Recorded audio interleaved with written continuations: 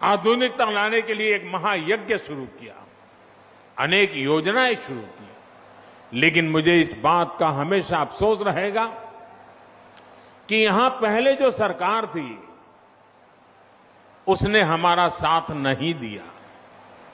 विकास के कार्यों में वो राजनीति को ले आई, केंद्र की योजनाओं को यहां यूपी में आगे नहीं बढ़ने दिया गया। साथियों, यहां अलग अलग आयु वर्ग के बहन भाई बैठे हैं।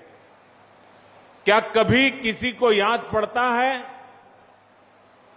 और याद पड़ता है तो मुझे बताना, क्या किसी को याद पड़ता है कि उत्तर प्रदेश के इतिहास में कभी एक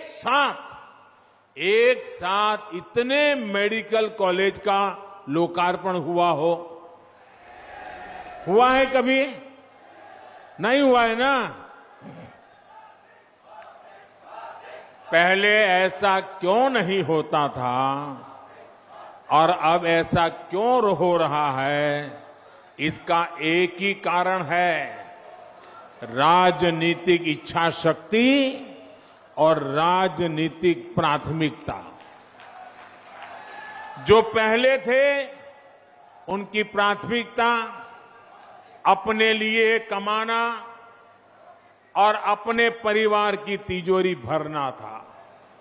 हमारी प्राथमिकता गरीब का पैसा बचाना, गरीब के परिवार को मूलभूत सुविधाएं देना। साथियों, बीमारी अमीर गरीब कुछ नहीं देखती है, उसके लिए तो सब बराबर होते हैं। और इसलिए इन सुविधाओं का जितना लाभ गरीब को होता है, उतना ही लाभ मध्यम वर्ग के परिवारों को भी होता है। साथियों, 7 साल पहले जो दिल्ली में सरकार थी और 4 साल पहले जो यहां यूपी में सरकार थी, वो पूर्वांचल में क्या करते थे? जो पहले सरकार में थे वो वोट के लिए नहीं, डिस्पेंसरी की कहीं छोटे छोटे अस्पताल की घोषणा करके बैठ जाते थे।